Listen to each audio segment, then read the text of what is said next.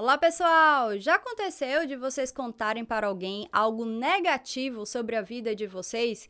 Em vez de ouvir e acolher, a pessoa dizer: "Ah, mas pelo menos você tem tal coisa de bom?" Como se ter algo positivo compensasse o que aconteceu de negativo. Ou então, pense positivo, anime-se.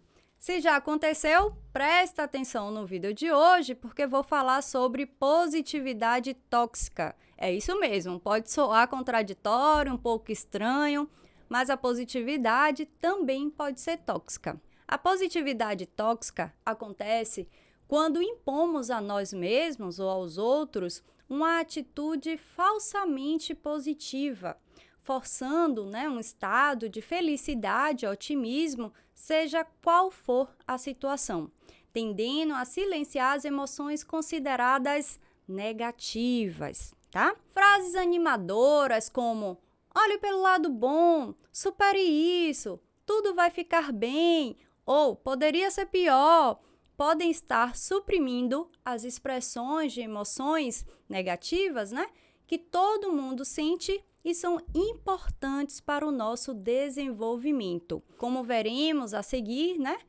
são muito importantes para a gente.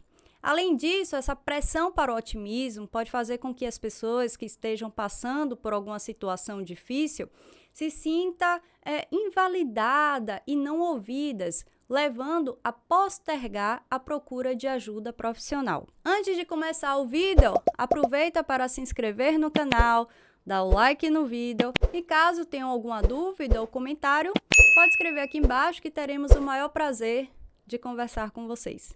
Para começar, gostaria que vocês imaginassem estando em um lugar onde qualquer sentimento negativo fosse proibido. Imagina não poder sentir tristeza, raiva, angústia, ansiedade, se só puder sentir felicidade. No começo, vocês talvez até achem que esse lugar utópico seria maravilhoso, mas sinto contrariá-los. Diversos estudos especialistas chegaram à conclusão que a imposição do pensamento positivo como solução para os problemas, tentando camuflar as emoções negativas, pode tornar essas emoções negativas ainda mais fortes. E por que isso acontece? Porque quando uma pessoa é obrigada a se sentir otimista e não consegue, tende a enfrentar uma sensação de fracasso. A positividade tóxica, pessoal, é uma pressão para se manter otimista, não importa o quão terrível seja a circunstância, e essa pressão pode impedir que uma pessoa sinta as emoções naturais para a situação e possa ressignificar, elaborar o ocorrido. Imagina falar para uma pessoa que está passando por um luto que não deve ficar triste, ou que seu ente querido não gostaria que ela estivesse triste. Como essa pessoa enlutada vai conseguir elaborar o luto e levar a dor para o lugar da saudade se não puder vivenciar este sentimento? É até maldoso, não é não? Não podemos ignorar que, como seres humanos, temos uma gama de emoções negativas que têm uma utilidade e que nos dão informações importantes sobre o que acontece no nosso meio e no nosso corpo. Por exemplo, a raiva é um sentimento de protesto, insegurança ou frustração contra alguém, algo, alguma situação que se manifesta quando o ego se sente ferido ou ameaçado. Logo, tem um motivo de sentirmos raiva. Negar constantemente tudo o que é negativo que sentimos, em situações difíceis é exaustivo e não nos permite construir resiliência. Em certo sentido, a positividade tóxica é uma construção da psicologia sobre como lidar com as emoções humanas, que se baseia na premissa que as emoções, positivas e negativas, devem corresponder à situação apropriada. Falamos que uma pessoa tem uma boa regulação emocional quando a emoção despertada em determinada situação é correspondente, é coerente para um momento e ela consegue modular, expressar socialmente de maneira assertiva. Isso é visto como saudável. Por exemplo, ficar feliz porque ganhou na Mega Sena é coerente. Já ficar alegre em um velório é algo, no mínimo, estranho. A positividade tóxica é criticada pela ideia de que é preciso sentir-se positivo o tempo todo, mesmo quando a realidade externa é negativa. Mas atenção, não vamos condenar as pessoas que são positivas. A positividade é uma atitude boa e útil para a maioria das situações, uma vez que reflete otimismo, gratidão e pode ajudar a aliviar o humor. O que traz a positividade tóxica é uma expectativa irrealista de ter vidas perfeitamente felizes o tempo todo. Quando isso não acontece, as pessoas podem sentir vergonha ou culpa por serem incapazes de alcançar a perfeição desejada. Assim, a positividade torna-se tóxica quando uma pessoa rejeita sentimentos negativos, mesmo quando é apropriada para uma situação. E cabe aqui falar que as redes sociais, com suas aparentes vidas perfeitas, podem agravar este problema. A verdade é que muitas pessoas são alegremente tóxicas em algumas redes sociais. Vocês já perceberam isso? Alguns desses aplicativos estimulam a positividade contraproducente, pois despertam nos usuários a necessidade de se sentirem felizes e manter uma vida equilibrada e bem-sucedida o tempo todo. Poderia citar qualquer rede social, mas vou dar o exemplo do Instagram, que é uma das mais usadas no Brasil, só perde para o WhatsApp e YouTube. Quando no Instagram, desfila no feeds, stories corpos sarados, roupas da moda, produtos que são tendência, as melhores paisagens, as férias que muitos sonham, desejam, enfim, um local ideal para cultivar a toxicidade. É importante ressaltar que os usuários que compartilham conteúdos admiráveis, estão apenas exibindo um recorte da sua realidade. Geralmente, não há lugar no feed para as caras tristes, os fracassos e a ansiedade. Mas o fato de as pessoas não quererem mostrá-lo não significa que esses sentimentos negativos, não existam. Inclusive, tem pessoas que usam este recurso de exibir, bem-estar, poder, riqueza, para até melhorar sua autoestima, que pode estar ferida. Não que esse seja um recurso bom, uma boa estratégia, hein, pessoal? Então, nada de comparar a sua grama com a do vizinho. A grama do vizinho pode ser sintética e vocês não sabem. Um exemplo fatídico dessa positividade exacerbada nas redes sociais foi uma postagem de 2020 da influenciadora digital Gabriela Pugliese, uma das primeiras celebridades diagnosticadas com Covid-19 no Brasil. Na época, ela fez uma publicação agradecendo ao vírus e outra destacando os benefícios da pandemia. Sua fala foi a seguinte, abre aspas, algo invisível chegou e colocou tudo no lugar, fecha aspas. Pegou mal, hein? Criticada nas redes sociais, ela apagou as postagens e se justificou dizendo que sempre busca tirar algo positivo das situações, o que, aliás, é um mantra da positividade tóxica, tirar algo positivo. O problema, do ponto de vista social, é que a positividade exagerada pode jogar para escanteio a empatia e a noção de realidade. E de onde vem este conceito de positividade tóxica? A positividade tóxica tem raízes na psicologia positiva, fundada entre o fim dos anos 90 e início dos anos 2000 por Martin Seligman. Ele era, então, presidente da Associação Psicológica Americana.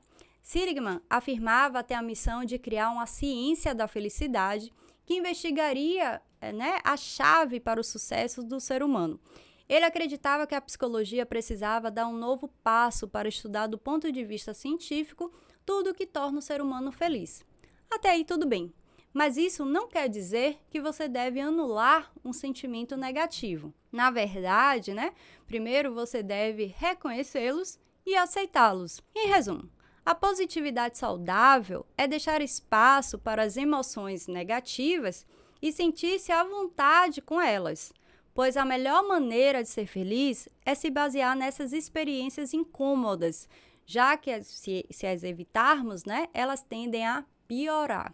E certamente existem consequências para a saúde em tentar suprimir reações emocionais negativas, que são naturais do ser humano.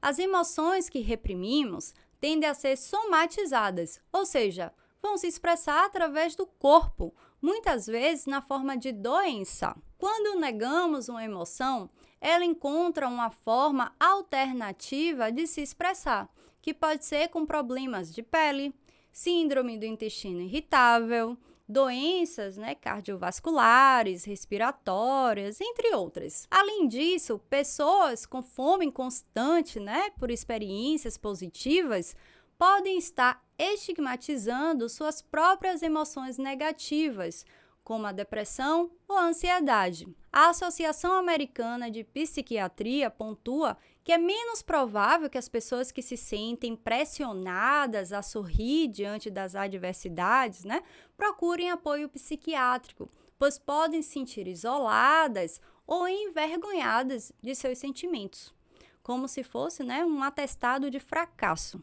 E se formos além, de acordo com um estudo da Universidade do Leste de Londres, publicado em uma importante revista, as pessoas que sofrem abuso podem subestimar sua gravidade e permanecer em seus relacionamentos.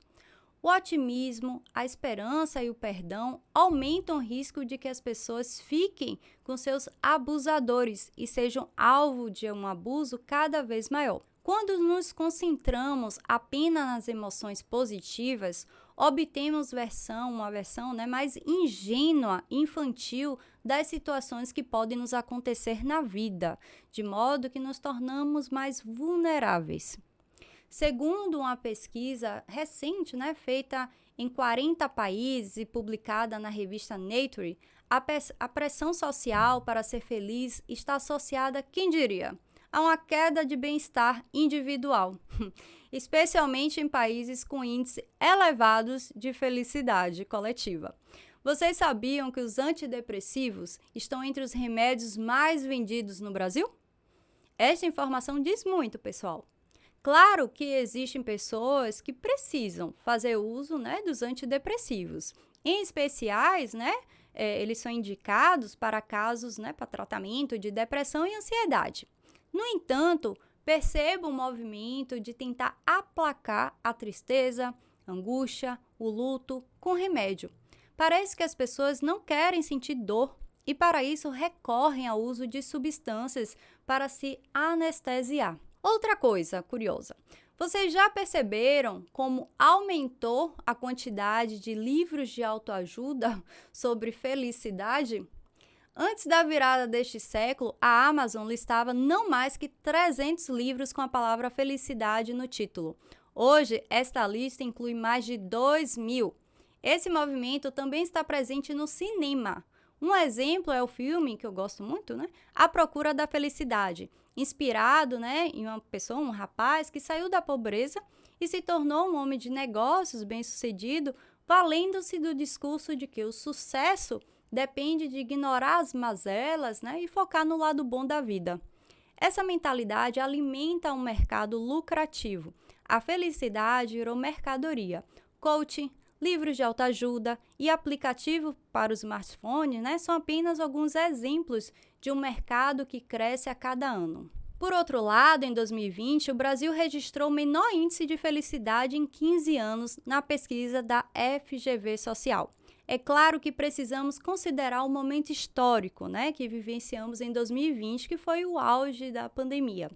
Mas o curioso é a gente refletir que a indústria da felicidade não consegue vender uma mudança social de felicidade. Mas então, existe um caminho menos enganoso para o ser humano encarar a existência? A resposta pode estar na visão pragmática da vida descrita pela escola filosófica grega do estoicismo.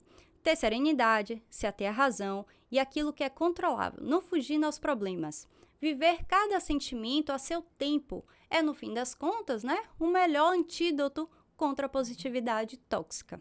E como evitar a positividade tóxica? Algumas estratégias recomendadas são: primeiro, reconhecer as emoções negativas como algo normal e importante da experiência humana. Identificar e nomear as emoções em lugar de tentar evitá-las. Falar com pessoas de confiança sobre os sentimentos. Procurar ajuda de um profissional de saúde mental se o sentimento negativo for frequente e intenso a ponto de interferir na sua vida. Com o outro, tente adotar uma abordagem mais acolhedora. Você pode, validar e afirmar o sentimento do outro em vez de minar a autoconfiança de alguém que está vivendo uma situação difícil. Vou deixar aqui algumas dicas de frases, mais assertivas para inverter o script sobre a positividade tóxica. Por exemplo, seus sentimentos fazem sentido. O que posso fazer para apoiá-lo? É normal se sentir oprimido, cansado, com raiva. Ouça a si mesmo e seus sentimentos. Eu sei que as coisas estão difíceis para você agora. Sinto muito que esteja passando por isso. Seja gentil com você mesmo. Eu estou aqui por você. Entre outras. Para finalizar o vídeo de hoje, gostaria de deixar a indicação do documentário Happy. Essa produção, pessoal, leva o espectador a uma série de questionamentos sobre o que torna as pessoas mais felizes.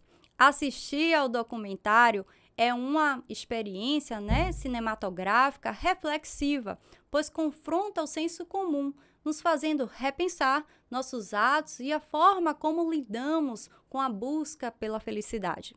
Separa a pipoca porque vale muito a pena assistir esse documentário. Então, se você gostou desse vídeo, se inscreve no canal, compartilha com seus amigos e dá o like, tá bom?